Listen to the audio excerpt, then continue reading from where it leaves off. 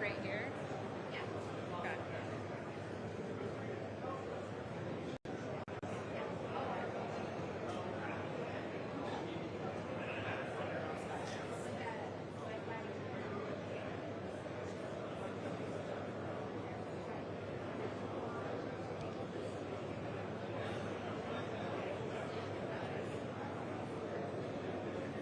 Right here?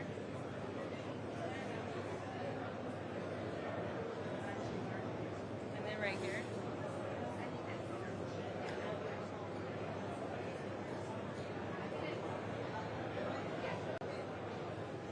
He's really calm.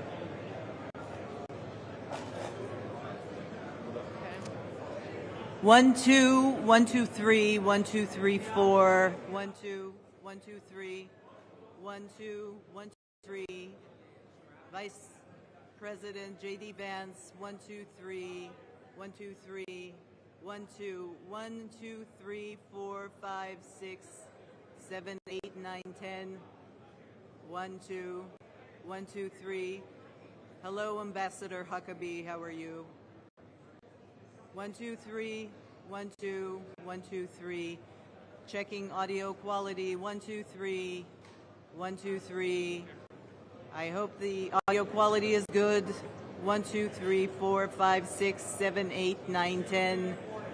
2-minute warning. Everybody, please mute your phones. Please mute your phones. Thank you very much. 1, 2, 3. I hope the audio is good. We'll always make sure that 1, 2, 3. 2-minute warning. Yeah.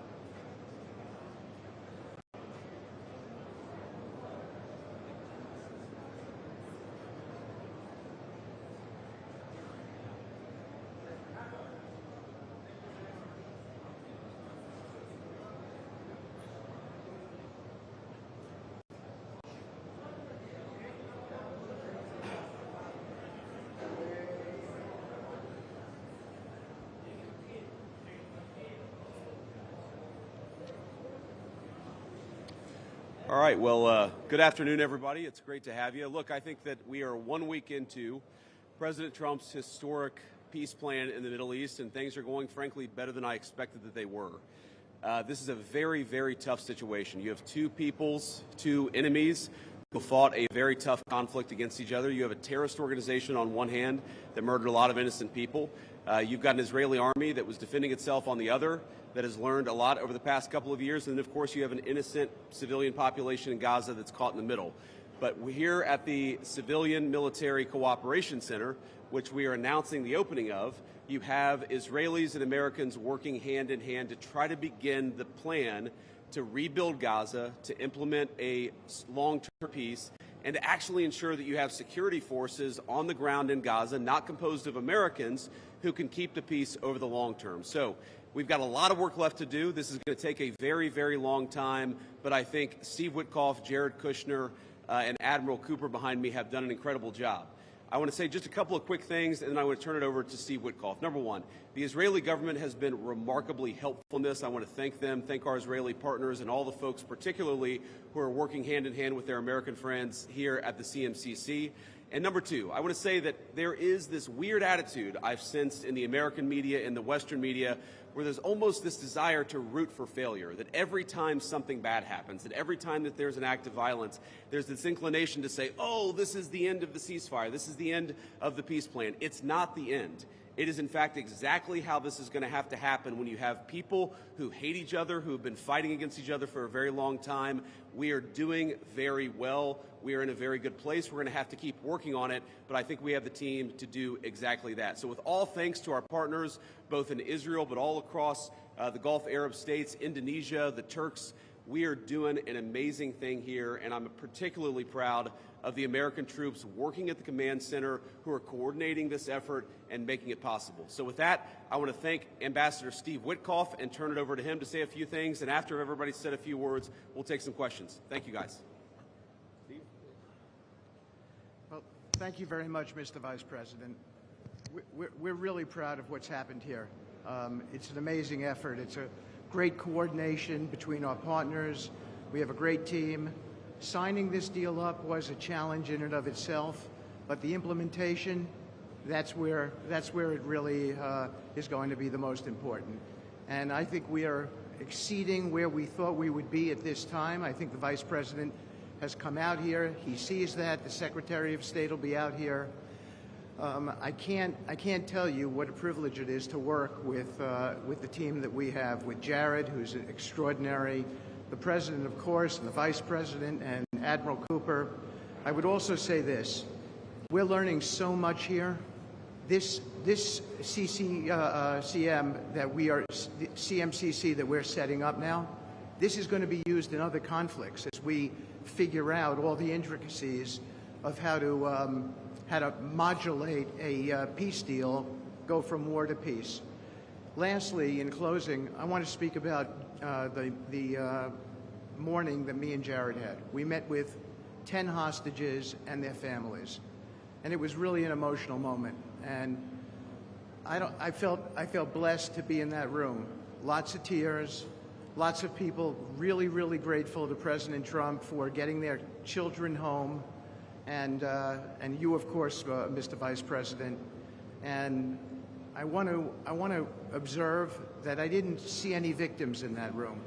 I saw strong people who have come out under very difficult circumstances. Their families are reunited, and they are so grateful. And it was just my privilege as an American to be there. Thank you. Great, thank you. Jared? Thank you. Thank you, Mr. Vice President. Thank you, Steve. First of all, we really appreciate your visit here. It's given a great boost of energy to everyone here, and your support through this whole effort has been really tremendous. What you see here today is really the opening of the CMCC. This has been something that's been envisioned by CENTCOM. Admiral Cooper will speak about that in a bit. But we always knew that the deal that we were working on would kind of have two phases to it. The first phase was obviously getting the live hostages out. We're currently making progress on the hostages, the bodies that are still there. I think almost half are out now, and we had very good meetings with the Israelis. I know the Vice President's here to put a lot of effort into that today to hopefully make sure we can complete that mission in phase two. At the same time, the humanitarian aid, there's actually been surprisingly strong coordination between the United Nations and Israel, which is something that we've been able to help synthesize, get each other to air their concerns and to find out how we can do it better so that the aid reaches the people in Gaza and doesn't go into the wrong hands there. Finally, I'll say that there has already been a lot of efforts over the last years by really concerned people to think about what happens next in Gaza.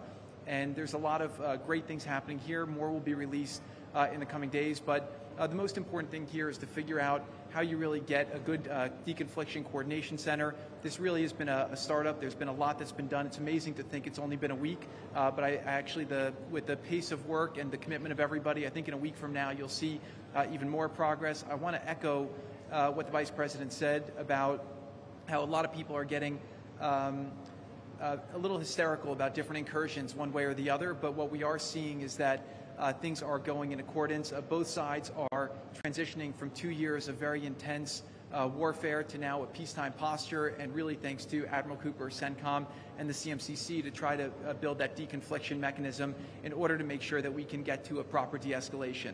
We have some flags that we put up here. This is not fully representative of the countries that are here. It's happening very rapidly. The people are agreeing to come on board, agreeing to help. People really want to be a part of this, and it's just happening very, very quickly. So we'll try to continue to give the updates as it progresses. But really just thank you to the entire team here who's made all this possible. It's been a lot of sleepless nights, around the clock effort, and it's really been great coordination because everyone believes that it is possible to create something better in Gaza, and we have to believe it, we have to work hard for it, and if we all work hard to do that, then I do believe a great outcome is possible. Well, Mr. Vice President, thank you for joining us here today at the CMCC. Consistent with our Commander-in-Chief's direction, this facility will be the hub for the delivery of everything that goes into Gaza as we look to the future, delivering on the Commander-in-Chief's commitments. 200 of America's sons and daughters who wear the cloth of the nation have stepped up and are serving here. I just couldn't be prouder, and I know that you are as well. Thank you so much. Great. Thanks, Admiral. And gentlemen, we'll take a few questions now. Sir. I wanted to ask about the Turkish role. It's very concerning for Israelis. Turkey obviously has been a supporter of Hamas. What role will they have, and will they have troops that will be on the ground here or in the Gaza Strip? Thank you. Well, I think, first of all, what troops are on the ground in Israel is going to be a question the Israelis have to agree to, and I'm sure that Prime Minister Netanyahu will have opinions about that, but we think everybody has a role to play here. Some of that's going to be financial, some of that's going to be in reconstruction, some of that's just in communication with the various parties to ensure that this deconfliction process actually works and is implemented. We're not going to force anything on our Israeli friends when it comes to foreign troops on their soil, but we do think that there's a constructive role for the Turks to play, and frankly, they've already played a very constructive role. We're very grateful for that. And you asked, they've supported Hamas in the past. No one who is a party to this conflict can look in the past and not point at something that they don't like or that they disagree with. Everybody who's been involved in this conflict can point at one other person. One of these flags can point at another flag and say, we hate that person for various reasons. The way that we're going to get to peace is to focus on the future, which is what the President of the United States has asked us to do. And we think everybody here is very willing to do that and is very eager to engage in that effort. Ma'am. The ceasefire deal took months to negotiate. What do you think the likelihood is that it will last long term? If you had to put a number on it, a percentage. Well, Jared's the investor here. I'm not going to give you a percentage, but look, what we've seen the past week gives me great optimism the ceasefire is going to hold. And if we get from where we were a week ago to a long-term, durable peace between Israel and Gaza, there are going to be hills and valleys. There are going to be moments where it looks like things aren't going particularly well. But given that, and given the history of conflict, I think that everybody should be proud of where we are today.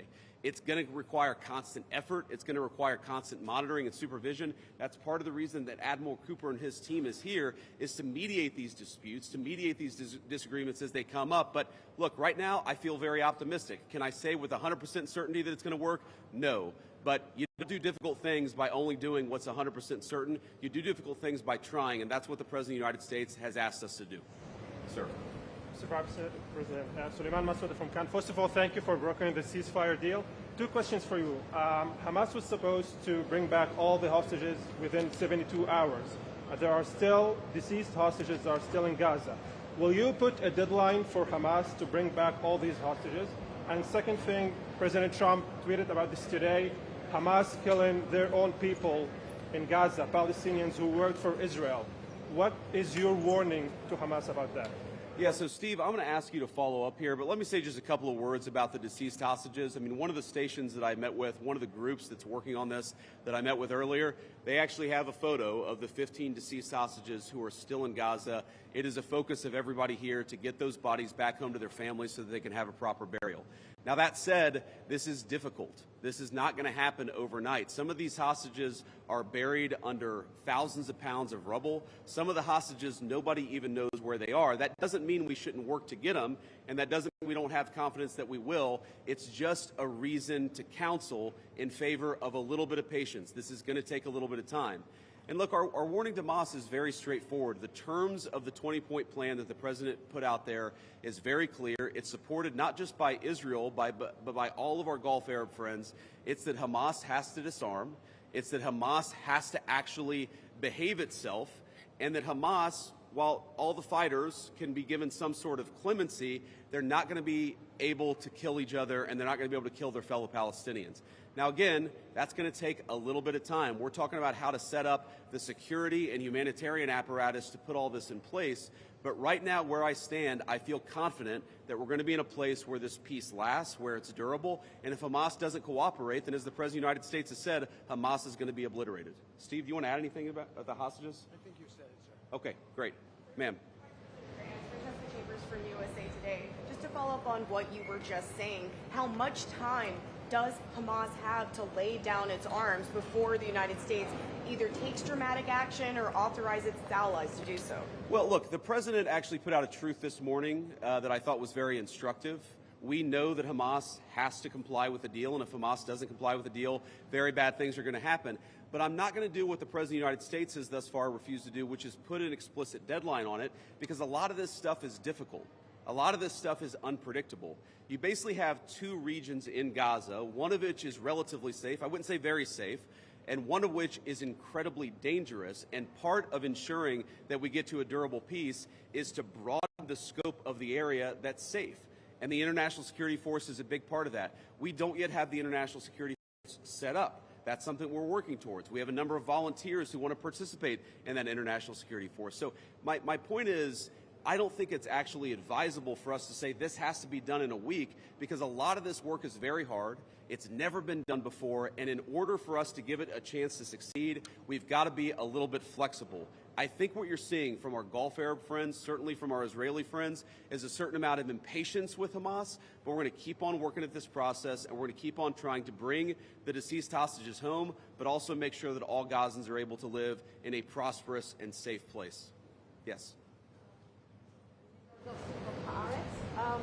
So the White House indicated that actually there is a plan to start rebuilding Gaza, the parts of Gaza which is still under Israeli control. Is it so indeed? And can you tell us a little bit about this plan? How is it going to work? Yeah, Jared, you want to say a few words about that? Great. So, first of all, no reconstruction aid, no reconstruction funds will be going into areas that Hamas still controls. And as far as the demilitarization goes, once the ISF is up, there needs to be a security force that they can feel safe from, that in order for it to be the transition to be complete. So that needs to happen. There are considerations being happening now in the area that the IDF controls, as long as that can be secured to start the construction as a new Gaza, in order to give the Palestinians living in Gaza a place to go, a place to get jobs, a place to live. So that's one of the many things being considered. Right now, again, there's been several work streams that have occurred over the last years. Those are all being synthesized and updated here at the center, and then they'll go before President Trump and the Board of Peace to get recommendations on what to build, how to phase it, but that's definitely something now that's being very strongly considered. Great. Sir? Thank you so much, sir. Oh, sorry. Why don't we do the guy in the back, and then we'll do you in the blue jacket. Thank you. So much Go ahead. Mr. Vice President. Could you speak up for me? Yeah, I will try. So thank you so much, Mr. Vice President. And my question is, from the level of cooperation that you just saw today here in this place, how you see the, let's say, future of normalization in Israel in the region, if you see like a cooperation, growing cooperation between Israel and other Gulf states that we don't see from the outside? Yeah, well, you know, I think Steve put it best, which is that this model, I think, could serve for a foundation for normalization, not just in the Middle East, but across the world. Because what we're taking, again, is a long-term, protracted conflict with two enemies who really don't like each other, and we're actually creating a model that can lead towards sustainable peace. Now, we know that a lot of our Gulf Arab friends would like to have normalized relations with Israel. We know that getting this peace on a sustainable pathway is sort of the critical first step of that. But look, I feel very optimistic about where we are. Knock on wood, you never know how this stuff is going to go. But given what I've seen, given the incredible talent and effort that's going in to the reconstruction of Gaza, to the long-term security of the Gazans in that territory, I feel very good about where we are. And again, if we get this right, I really do think it's going to be a domino that leads to a lot of further peace all across the region. Sir. Vice President Vance, if I may ask, firstly, a quick one is, did you come here because you thought Israel massively overreacted to the killing of its two soldiers? And secondly, following the reaction to this plan, do you now believe it is feasible to have a governance structure for Gaza that does not include strong Palestinian voices? Well, so on the first question, no. My visit had nothing to do with events of the past 48 hours. We had actually tried to plan this visit, frankly, months ago, and now we thought this would be a good time to do it. It ended up working out. As you know, sometimes calendars are difficult, especially when you're the Vice President of the United States. But I wanted to come. I wanted to check in on things. I wanted to, talk to the troops who are working very hard to coordinate this massive relief effort. And I wanted to just see how things were going and put some eyes on it so I could call the President of the United States and actually, it's one thing to read about it. It's one thing to talk with Jared and Steve on the phone about what's going on the ground. It's another thing to actually shake somebody's hand, to look them in the eye and to understand what are the challenges, what are the things they need from me. I mean, I heard from relatively junior troops very simple things that would make their lives easier that I'm going to take back to Washington and hopefully help them with. That's why you do a visit like this, not because of anything that's happening on the ground. On your question about what is the ultimate, authority in Gaza look like, I don't know the answer to that question. And I think what's so cool, what's so amazing about what these guys have done is that we're creating a governance structure that is very flexible to what happens on the ground in the future. We need to reconstitute Gaza. We need to reconstruct Gaza. We need to make sure that both the Palestinians living in Gaza, but also the Israelis are able to live in some measure of security and stability. We're doing all those things simultaneously. And then I think once we've got to a point where both the Gazans and our Israeli friends can have some measure of security, then we'll worry about what the long-term governance of Gaza is. Let's focus on security, rebuilding, giving people some food and medicine. If we get to the point where we're arguing exactly what the governance structure in Gaza is long-term, then we should pat ourselves on the back. That's a very good problem to have, but I won't anticipate that problem before we actually have it. I'll take a couple more and then we'll get moving. Ma'am. You should speak up. Renata Brito with the Associated Thank Press. you. Could you give a bit more details about the International Security Force? Which countries are going to be part of this? Are these troops in Gaza? And also about the disarmament plan or decommission plan. Are there incentives for Hamas to do that in a timely fashion? Any details? The incentives are that unless Hamas disarms in accordance with the agreement, very bad things are going to happen, right? And also the incentive is that if they disarm, there is a better future for everybody on the other side of it. But in terms of the International Security Force, Steve and Jared, Admiral Cooper, are working on that very issue right now. Remember, this peace deal was struck under the president's leadership literally a week ago. The hostages were returned, 6 days ago, 5 days ago? So we're in the phase now where we're actually starting to conceptualize what that international security force would look like. I think it's important for Americans to know a couple of things. Number one, there are not going to be American boots on the ground in Gaza. The President of the United States has made that very clear. All of our military leadership has made that very clear. What we can do is provide some useful coordination. How do you take, the Gulf Arab states, plus Israel, plus plus the Turks, plus the Indonesians, how do you actually get those folks to work together in a way that actually produces long-term peace? The only real mediators are the United States of America. And so that's the role that we're going to play. I think the American people should be proud of it, but they should know that there are going to be no American boots on the ground in Gaza. Sir, in the back. I'd like to ask about a different threat. We see Iran rearming again, trying to build again their nuclear weapon. Could we expect in Israel to see the U.S. Army attacking again in Iran? Could you ask the very last part? Could we expect the U.S. Army to attack again in Iran like you did in the last time in Fordow? Well, I'm not going to make any announcements here today. The President of the United States has been very clear about our policy with regards to Iran. It's that he actually wants Iran to be prosperous. He wants to have good relations with the Iranians, but they cannot have a nuclear weapon. And so we're going to keep on using and exhausting every diplomatic means possible to try to ensure that Iran does not have a nuclear weapon. That's our focus, and that will remain our focus for the indefinite future. Let me just leave us with one final thought here. So I've been to Israel once in my entire life. I came for about 36 hours, and as a Christian, I think the world's Christians will know that this country, that this region of the world means a great deal to me. And at some point today, I hope to go, or at some point in the next couple of days, I should say, I hope to go to the Church of the Holy Sepulchre, which Christians believe is the site that Jesus Christ was crucified in. And I know that Christians have many titles for Jesus Christ, and one of them is the Prince of Peace.